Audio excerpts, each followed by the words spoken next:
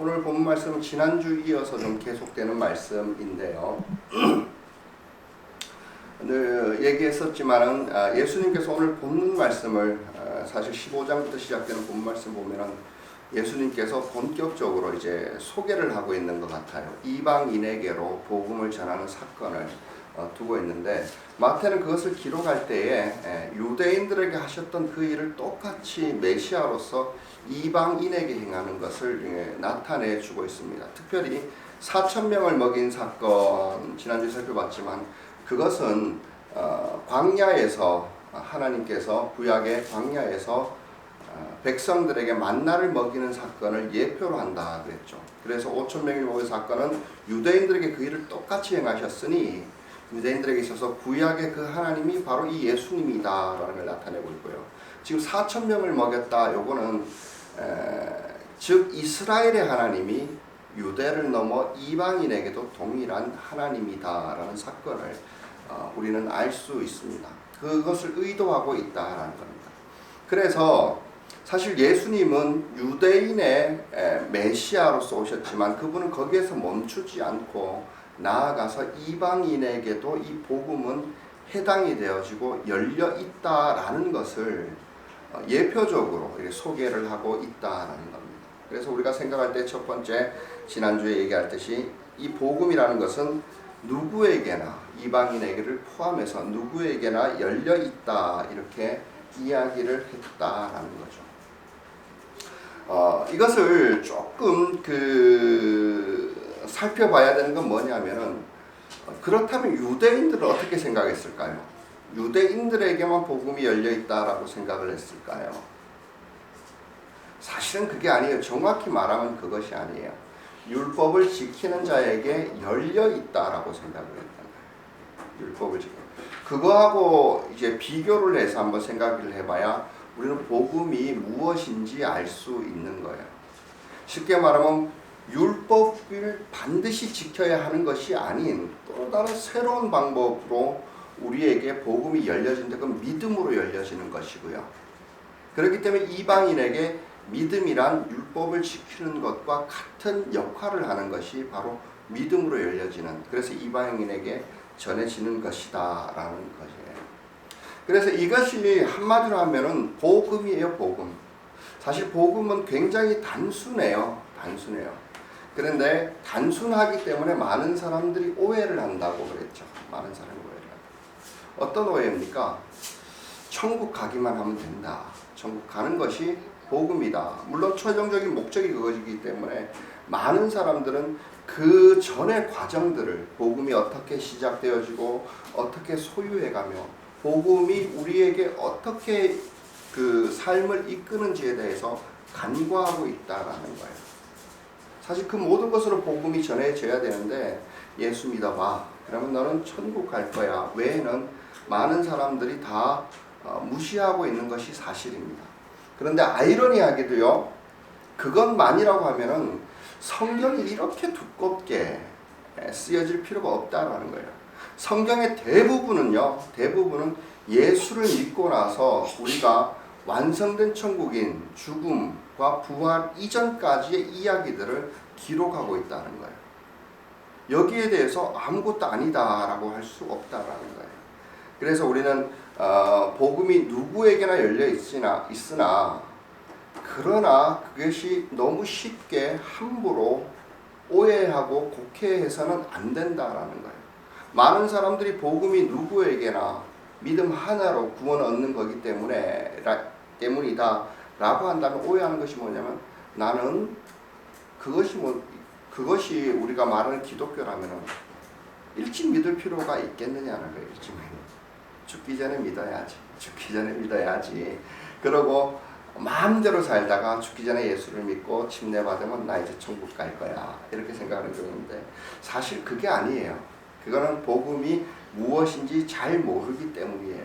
그 오해들이 속에서 우리가 알 수 있는 건 뭐냐면은 많은 사람들이 이 복음이라는 것은 소유하게 되면 천국 가는 건 가지만 그 이전까지는 모든 사람들이 불행해지는 걸로 생각을 해요.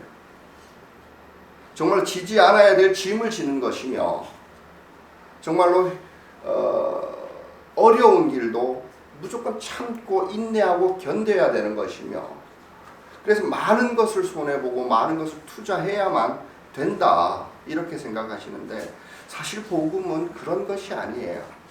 진짜 복음은 대체적으로 정말로 진짜 복음을 우리가 소유하고 그 안에 살아간다는 것은 인간이 행복할 수 있는 방법을 가지고 우리가 복음을 소유했다라고 이야기를 하는 거예요. 그래서 정말로 천국 소망을 가지고 사는 사람들을 자세히 보면은 신앙생활을 어렵게 하고 힘들어하고 불행하게 여기는 사람은 천국을 잘 그려내지를 못하는 거예요. 우리가 지난 시간에 봤듯이 천국이란 멀리서 바라보는 희미한 그림자이지만 정말로 행복하지 않은 사람일수록 그 천국이 어떤 것인지 너무너무 몰라요. 너무너무 몰라요. 그러나 신앙생활 가운데 행복을 찾고 기쁨을 찾고 이것이 주님 만나는 것이야, 이것이 천국이야 라는 그 소망을 바라볼 수 있는 사람은 점점점 행복해지고 행복할수록 또 그것이 분명해진다는 거예요. 그리고 또 하나, 그런 분명한 행복과 분명한 소망들이 이 땅에서 우리의 어려움들을 이겨낼 수 있는 힘이 되게 한다 이렇게 말씀했습니다. 이것이 복음이다라고 할 때 우리는 정말로 어떻게 신앙생활을 하는 건지, 어떻게 하면 잘못되는 것인지에 대해서 우리는 잘 한번 생각해 봐야 돼요. 예수님이 주신 믿음을 통한 이 복음, 이방인에 전했던 이 복음과 사실은 유대인들이 요구하고 있었던 이 복음의 차이점이 여기에서 나와요. 이 사람들은 항상 어려웠고 힘들었고 참고 견디고 인내하고 들여지고 쏟아지고 금욕적이고 이렇게 해야 구원 얻는다 라고 생각했지만, 예수님의 이 복음은 누구에게나 열려있는, 믿음으로 말미암은 복음은 그 반대다라는 거예요. 그래서 우리가 신앙생활 할 때에 어떤 모습을 지녀야 되는지, 그게 아니라면 여러분 정말 성경을 더 자세히 보시고 하나님을 더 갈망하고 하나님을 만나서 이제 좀 제대로 된 복음을 받아들이고 정말로 천국을 바라보면서 살아가야 될 것 같다 이렇게 생각합니다. 두 번째로 우리가 지난주에 나눴던 것은, 그렇기 때문에 사실은요 이 복음과 가까이 있었던 사람들이 복음에서 제외되고 있다라는 것을 많이 봐옵니다. 실제로 대표적으로 바리새인들이 그랬죠. 이 사람들은 메시아를 기다리고 있었어요. 율법도 가지고 있었어요. 역사 속에 이스라엘의 하나님은 자기 역사 속에 자기 조상들의 하나님이었어요. 그럼에도 불구하고 정말로 메시아가 왔을 때는 이 메시아가 누구인지 받아들이지를 못해요. 메시아로서의 증거인, 대표적인 증거인 못 보는 걸 보게 하고 듣지 못하는 걸 듣게 하고 말하지 못하는 걸 말하는 것, 치유하고 온전케 되어주고 사람을 회복하는 일을 예수님께서 그대로 보여주고 있음에도 불구하고 그 사람들이 찾아와서 말하기를, 당신이 메시아라면, 당신이 선지자라면 또 다른 증거를 보여보라, 표징을 보여보라. 그 표징이 어떤 거였습니까? 당신이 선지자라면, 메시아라면 엘리야보다 나아야 될 거 아닙니까? 그래서 하늘에서 불이 떨어지는 그런 것들, 그거를 요구하는 거예요. 보여주면 믿겠다라는 거예요. 보여주면 내가 당신을 메시아로 인정해야 돼요. 아이러니하게 이 사람들이 알고 있었던 구약의 그 엘리야의 이야기라든지 구약의 수많은 이야기들이 예수님을 받아들이게 하는 것이 아니라 예수님을 거부하게 하고 있죠. 결론적으로 그렇죠. 여러분 그럴 때 많지 않습니까?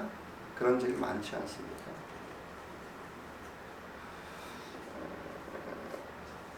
우연히 가다가 제 건이가 차를 타고 가면서 여호와의 증인, 이렇게 제가 금요일이었구나, 어디 갔다가 여호와의 증인 큰 교회가 있어가지고 여호와의 증인에 대해서 꼬치꼬치 캐묻더라고요. 여러분 그 사람들은 성경을 봐요. 성경에 대한 수많은 지식, 그 여호와의 증인들은 참 유명한 게 성경을 많이 외워요. 기독교인과 이야기를 하면은 그 답을 성경을 가지고 딱딱 얘기를 해요. 근데 전체적으로 보면은 적어도 성경의 핵심인 예수가 그리스도가 아니에요. 예수를 메시아라고 합니다. 그런 사람들은 오히려 개종하기가 힘들어요. 많은 사람들이 우리가 신천지 때문에 기독교 안에서 발벗고 나서서 이단에 대처하기 위해서 연구소를 만들고 있는데, 그분들이 하는 얘기가 뭐냐면, 이단에 한 번 빠졌던 사람들은 그때 배웠던 그 지식 때문에 한평생 신앙생활 하는데 괴롭고 힘들어한다. 받아들여지지가 않는데요. 한번 왜곡된 그 잘못된 지식 같은 것들, 고정관념처럼 꽉 놓여있어요. 저는 이 당시 바리새인들이 전부는 아니나 이들이 가지고 있었던 교리와 이들이 가지고 있었던 조상들의 전통, 지난 시간에 얘기했던 그것은 거의 이단에 가까운 거라고 알 수가 맞습니다. 왜냐하면은 그 예수님 말씀대로 너희들의 전통을 가지고 왜 하나님 말씀 폐하고 있느냐, 이런 결과적인 것들이 나옴에도 불구하고 이 사람들은 이것을 붙들고 이것을 익혔고 이것을 연습했는 한 이런 복음이 받아들여지지 않는 거예요. 정말로 예수의 가장 곁에서, 가장 근사치에서 가장 많이 알 수 있는 그 근거와 요소들을 가지고 있으면서도 예수를 못 받아들일 뿐만 아니라 예수를 배척하고 능멸하고 예수를 무시하고, 그럼 끝내는 예수를 십자가에 못 박지 않습니까? 받아들여지죠. 이런 결과가 나타나요. 여러분, 이것이 정말로 쉽게 생각하면 안 되는 것 같습니다. 우리가 복음은 단순한 것이지만 복음을 그렇다라고 편하게 우리에게 그 하나님의 사랑과 은혜 때문에 우리에게 편안하게, 편리하게, 단순하게 주어지지만 그것이 우리에게 있어서 쉽게 여겨질 수 없다라는 거예요. 한 문장 딱 내가 외웠으니 이것으로 나는 끝이 났다. 이렇게 할 수 없어요. 그리고 그것 때문에 많은 폐단이 있었죠. 신앙생활이 어려워지고 힘들어지고 고통받고 있고 율법주의에 빠지게 되고, 그래서 경직되어져서 새로운 은혜를 받아들이지 못하고, 그러면 신앙생활이 정말로 의무적이 되고 힘들어지게 된다는 것을 알 수 있다라는 것입니다. 그러면 이제 이런 증상 가운데서 마태는 이제 한 가지 이야기를 하면서 결론적으로 어떻게 해야 되는가? 왜 이방인에게까지 누구나에게 열려있던 이 복음이 어떤 그 복음이 정말로 가까이 있는 이런 사람들에게는 받아들여지지 못하고 표징이나 요구하고 거부하고 있는 장면을 보면서 어떻게 되어질 때 이 복음을 소유하게 될 수 있는가? 이것을 우리가 읽었던 본문에서 한번 찾아볼 수 있다라는 겁니다. 5절부터 8절까지의 말씀을 한번 제가 읽어드리겠습니다. 제자들이 건너편에 이르렀는데 그들은 빵을 가져오는 것을 잊었다. 예수께서 그들에게 말씀하셨다. 너희는 바리새파 사람들과 사두개파 사람들의 누룩을 주의하고 경계하여라. 그들은 서로 수군거리며 말하였다. 우리가 빵을 가져오지 않는구나. 예수께서 이것을 아시고 말씀하셨다. 믿음이 적은 사람들아, 너희는 어찌하여 너희 빵이 없다는 것을 두고 서로 수군거리느냐. 오늘 여기에서 읽었던 우리 본문의 말씀은요, 여러분 마태복음을 쭉 읽어보면 그 흔적을 느끼시겠지만은 하나의 뭐 우스갯소리로 넘어갈 수 있는 이벤트 같은 것들이 아니에요. 왜냐하면은 요런 류의 이야기가 계속해서 예수님의 중요한 핵심적인 내가 단계를 나누고 있죠. 핵심적인 메시지가 이게 전해지고 나서 마태는 이런 이야기를 계속해서 중간에 넣으면서 결론적으로 이야기하고 있는 사건이에요. 결론적으로. 예를 들어서 항상 이거는 오늘 또 알아봐야 되는 것이 이게 뭐냐, 우리가 5절부터 읽으면서는 그 얘기가 있지 않거든요. 근데 이것과 똑같은 장면인 마가복음에는 어떻게 기록되어 있냐면은, 그리고 마가복음 8장 13, 14절 여기 보면 어떻게 되냐면, 그리고 예수께서 그들을 떠나 다시 배를 타고 건너편으로 가셨다. 이렇게 배를 타고. 그리고 제자들은 빵을 가져오는 걸 잊었다. 그래서 그들이 탄 배 안에는 빵 한 개밖에 없었다. 여러분 왜 그랬는지 모르지만은 마태는 항상 이 예수님께서 이 복음서에서 중요한 핵심적인 사건들, 그 산상수훈 이후, 그리고 세 가지 기적이 세 번 엮여있는 그 기적 이후, 그 다음에 그 예수님을 거부하는 그때 그 이야기들 이후 보면은 항상 그 다음 단계의 사역으로 나아가는 그때 이런 이야기를 주는데, 특별히 왜 하필이면 왜인지는 저도 모르겠어요. 근데 그 흔적은 이렇게 알 수 있는데, 배를 타고 다음 사역지로 가는 길 안에서 제자들과 함께 일어나는 일. 그렇죠? 그 첫 번째가 어디입니까? 첫 번째 나오는 게 마태복음 8장이잖아요. 풍랑이 일었고 예수님 주무시고 있으니까 제자들이 무서워하는 거예요. 그래서 꾸짖잖아요. 믿음이 없다고 꾸짖잖아요. 그리고 그 다음에 또 어떻습니까? 제자들 먼저 떠나보내고 배를 타고 가고 있는데 예수님 뒤늦게 물리를 걸어오시죠. 그리고 제자들이 유령이다고 무서워하잖아요. 그리고 베드로가 그 물리를 걸어가는 사건이에요. 이것도 똑같은 장면이에요. 다른 장소로 이동하면서 배를 타고 가는 와중에 거기에서 일어났던 거예요. 그런데 여기에서 다분히 우리는 이렇게 반복되는 것을 이 이후에도 계속되고 다른 복음서에서도 그러거든요. 근데 이게 뭔가 하고 있을 때 이 전의 이야기들을 통해서 어떤 결론적인 이야기를 하고 계시다라는 걸 알아야 돼요.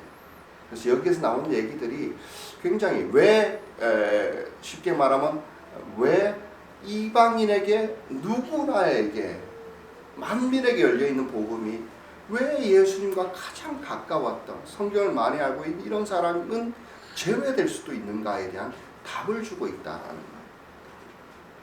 물론 결론적으로 예수님은 또 믿음을 가지고 말씀하시고 믿음이 적은 자들아 이렇게 믿음이 답이긴 하지만 이걸 찾아볼 수 있어요. 이야기를 통해서. 그런데 여기서 중요한 것이 뭐냐면 누차 얘기했지만은 풍랑은 없었습니다만은 항상 이전의 사건을 보면 배를 타고 갈 때는 항상 풍랑과 파도를 이야기를 하시거든요.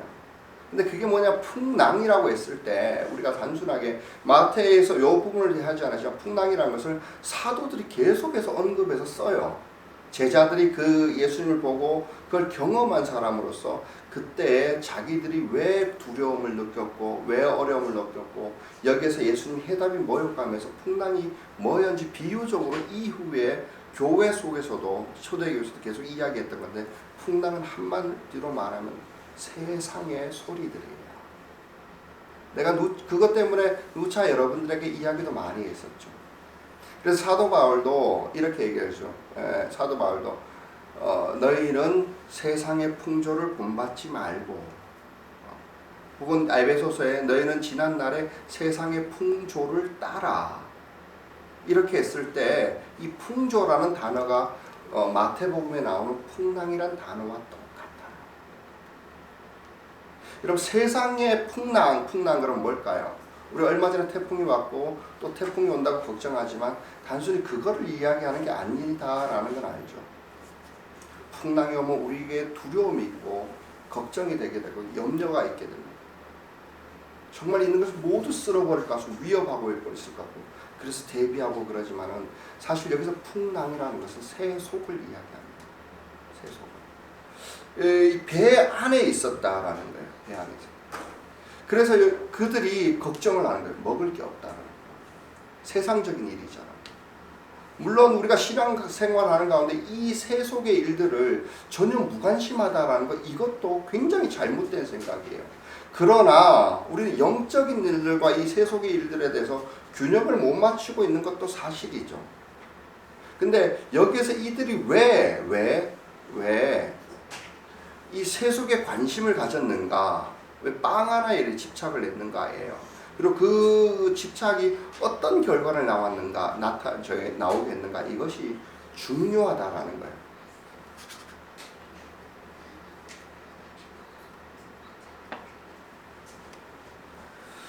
여러분 세상에서 이 시끄러움, 여러분 우리는 어쩔 수 없이 들을 수밖에 없어요. 뉴스만 탁 뜨면 요즘 같은 데는 그러죠. 경제가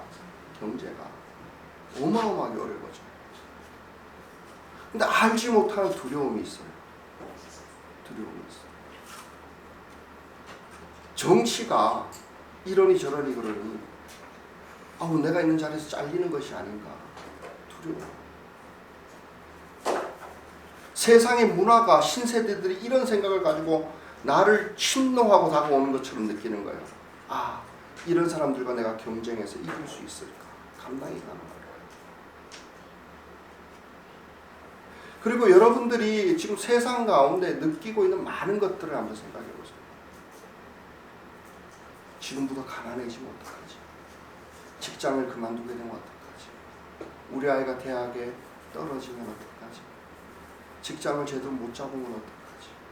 일어나지 않은 수많은 것들이 전부 다 세상에서 또 우리에게 있는 요구들이에요. 압박하고 있어요. 그걸 노예처럼 다른 어떤 소리도 들리지 못하도록 큰일 났다는 거예요. 바쁘다라는 거거든요.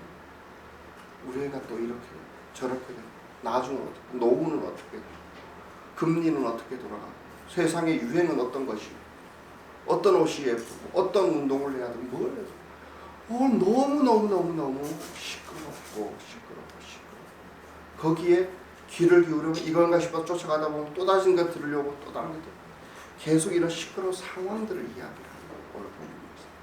그런데도 예수님은 비유적으로 계속 얘기를 하는 거예요. 누룩을 조심해라. 그러니까 제자들은 그 누룩이 뭐로 들렸을까요? 자기가 염려하고 고민하던 것에 대한 빵으로 보이는 거예요. 하나님의 말씀은 계속해서 이야기를 하고 있는데 무슨 상황인지 아시죠? 메시지는 우리에게 들려지고 있어요. 계속해서 들려지고 있어요. 그럼에도 불구하고 우리는 세상에 너무나도 바빠요. 세상의 볼거리에 너무나도 볼거리 때문에 정말 영적인 눈이 멀어버렸어요. 세상에 너무나도 많은 소식들 때문에 우린 영적인 귀가 멀어버렸어요. 그런데 그 모든 것이 좀 생각해 보셔야 돼요. 우리 같지 않습니까? 정말 목회를 하면서 한기를 느끼는 거 보면 너무너무 바빠요. 자기 자신을 위한다 그러는데 뭘 어떻게 얘기를 합니까? 하지 마라 그러니까 어떡해요? 가족들을 위한다고 직장 생활을 해야 된다는데 손님이 찾아왔다. 이런 일이 있다는데 저런 일이 있다는데 건강이라는데 돈 벌어야 된다는데 뭐 어떻게 합니까? 그런 사람에게 조금 더 기도하십시다 하면 이렇게 얘기하죠. 기도한다고 됩니까?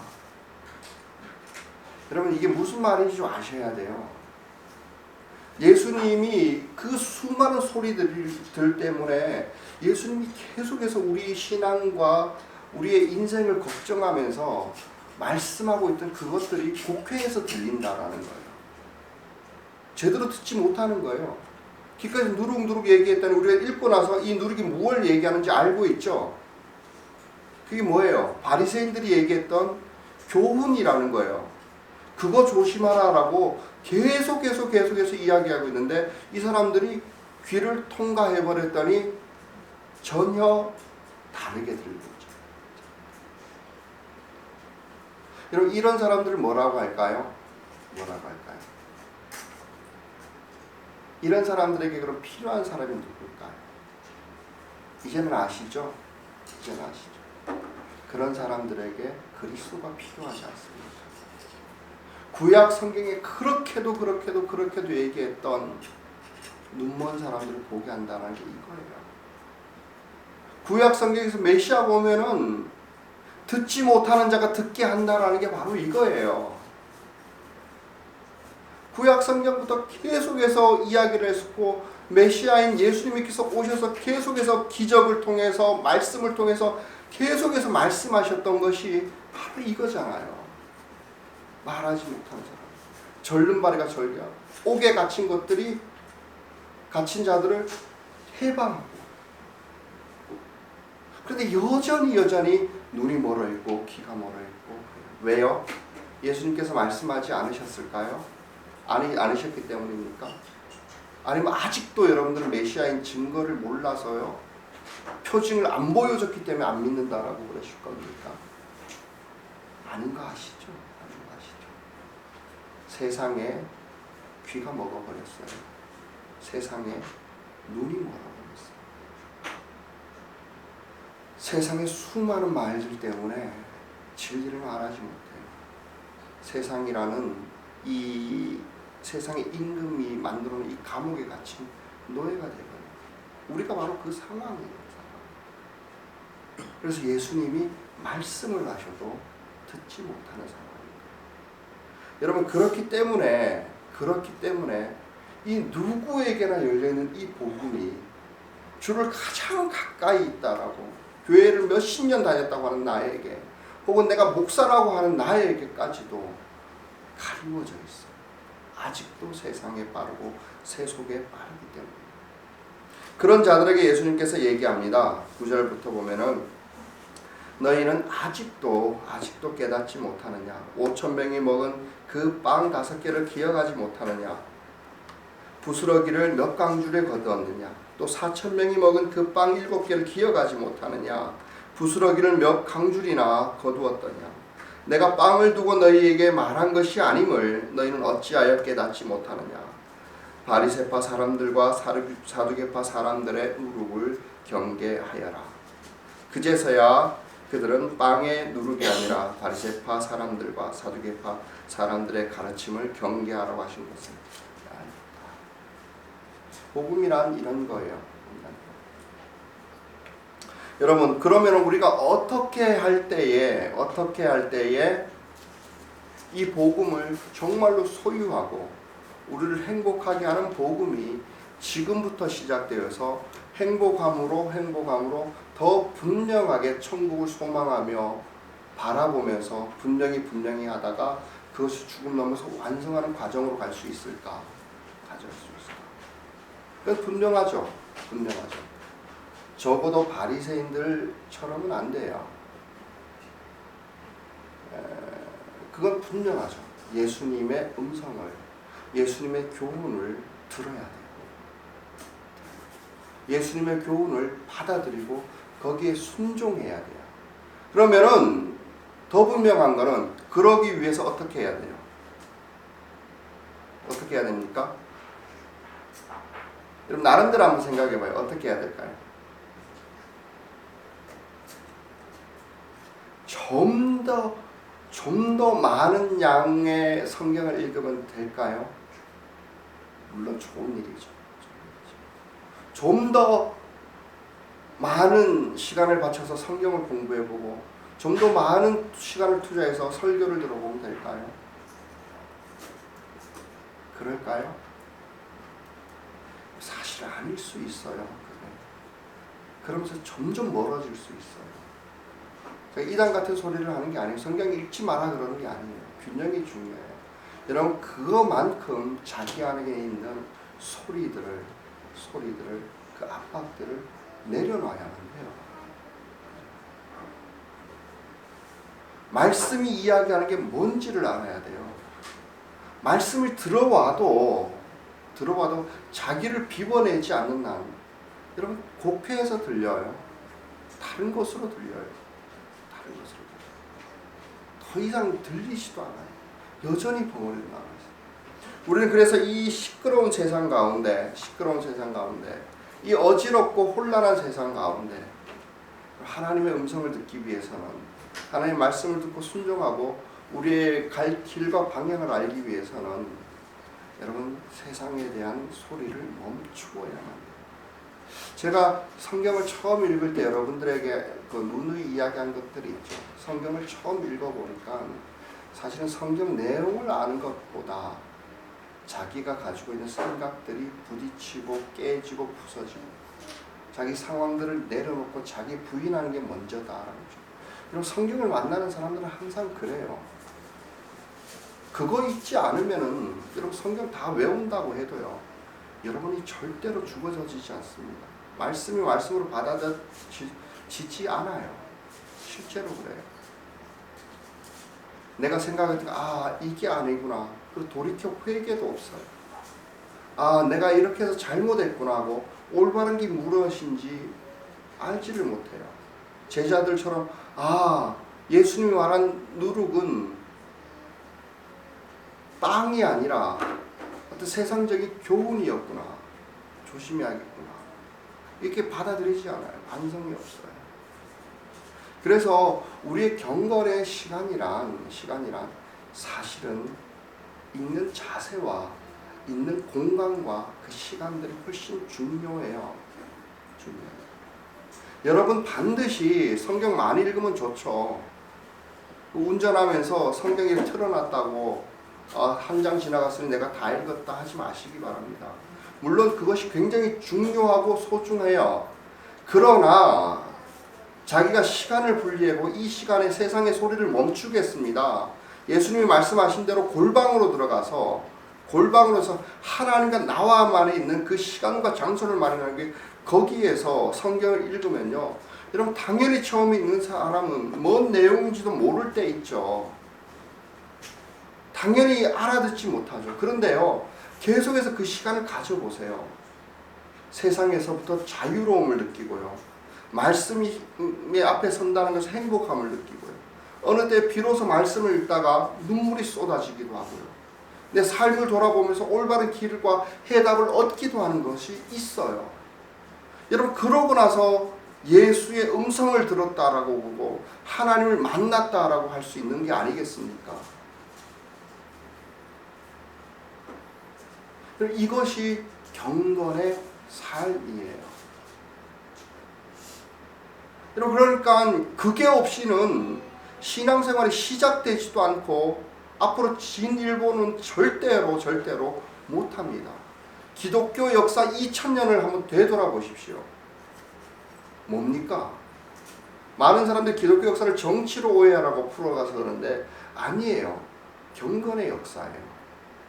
어떻게 했더니 하나님을 만났고, 어떻게 하니까 하나님을 못 만났고, 이런 방식으로 해보고 저런 방식으로 각자의 만났던 그 간증들과 그것 때문에 하나님이 일러주신 방향대로 틀었던 방향들, 그것이 기독교의 역사이잖아요. 그럼에도 불구하고 우리는 여전히 세속의 귀를 기울이면서 하나님 말씀에는 귀를 닫고, 그러면서 잘못된 판단을 하면서 하나님 뜻이 뭐냐라고 찾고 있어요. 하나님 음성이 들리지 않았다라고 그래요. 아니에요. 하나님 단 한 번도 그러신 적 없이 늘 우리에게 이야기하고 있었으나 우리가 귀를 막아버린 거예요. 세속은. 무슨 얘기를 해도 예수님의 말씀은 밥이어야 돼요. 내가 먹고 살아야 돼요. 무슨 얘기를 해도 영적인 것에 대한 관심이 없어요. 세상적인 거예요. 무슨 짓을 해서는 난 사람에게 인정받아야지 하나님이 나를 인정할 필요도 없어요.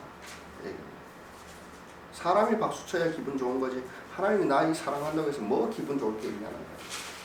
흔적도 안 보이면서도 끊임없이. 그래서 사도 바울은 갈라디아서 6장 8절에 이렇게 얘기를 합니다. 자기 육체에다가 심는 사람은 육체에서 싸울 것을 거두고 자기 육체에다가 심는 사람은 육체에서 썩을 것을 거두고 성령에다가 심는 사람은 성령에게서 영생을 거둘 것입니다. 이게 무슨 말인지 아시겠죠? 어쩌면 여러분들이 성경을 읽었다고 하는 것들, 또한 예배에 나와서 말씀을 들었다고 하는 것들, 이것을 알았다 저것을 알았다 하는 것은 육체에다가 여러분들의 욕심과 자아를 강력하게 하는 그것만 쌓을 수 있었다. 곧 썩어지고 없어질 것들. 그러나 성령으로거든, 성령에다가 심는 사람, 말씀 앞에 심고 하나님 앞에 서고 세상의 소리를 내려놓는 시간을 가지고 그런 사람은 영생할 것을 정말로 사라지지 않아요. 정말로 여러분의 인생 가운데 영원할 수 있는 그 말씀 한 글자만 있어도 좋겠다. 여러분 그런 것을 한번 꿈꿔보시기 바랍니다. 그러기 위해서는 여러분 기도하세요. 성경 공부, 삶 공부하는 것들 참석하세요. 그 시간에는요, 적어도 여러분들이 바빠하는 것들을 좀 내려놔야 돼요. 성경 공부 그냥 편하게 잘하면 많이 하겠지 착각하지 마십시오. 삶 공부하면서 반드시 여러분 삶 가운데 여러분들이 세속적인 무엇 하나를 내려놔야만 성공을 할 수 있어요. 여러분 시간을 갖다 바치라는 게 아니에요. 적어도 여러분 핸드폰 하는 시간을 줄여보라는 얘기예요.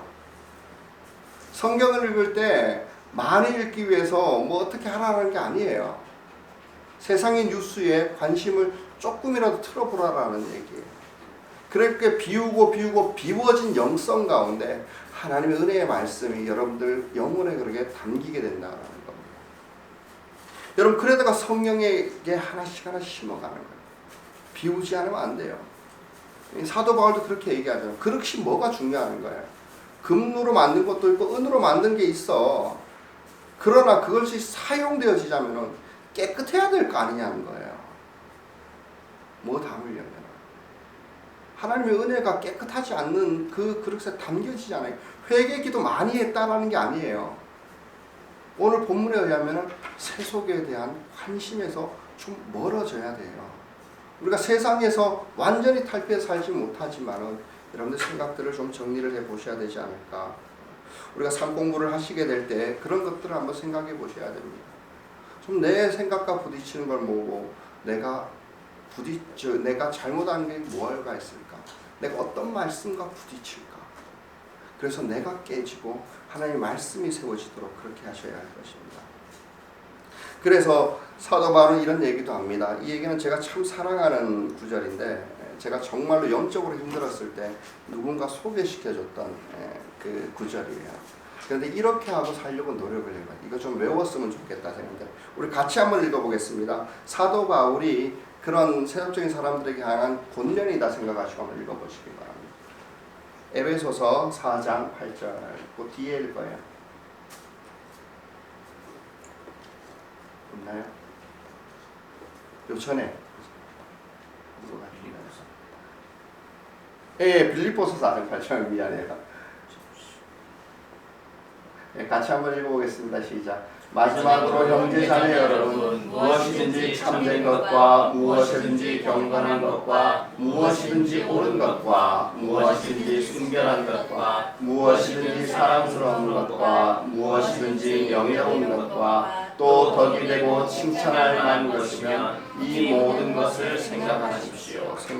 생각하십시오 안에 그 구절 안에 보면은 골똘히라는 말이 들어있어요. 골똘히 생각하십시오. 참된 것, 바른 것.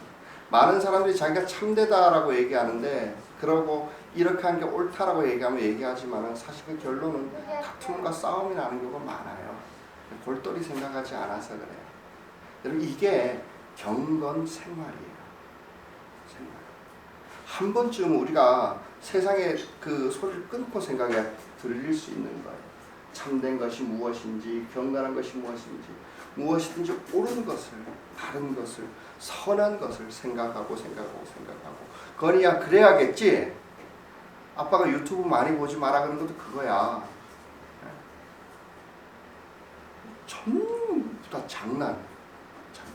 진지한 것과 옳은 것은 골똘히 생각하고 무슨 말을 해야 될지 연습도 해보고 고민도 해보고 여러분 그래야서 여러분 영혼이 정말 복음으로 순수해지고 깨끗해지고 그래서 행복하게 사시는 여러분들 되시기를 그래서 하늘나라 소망을 좀 더 분명하게 바라보시는 여러분들 되시기를 기도하겠습니다.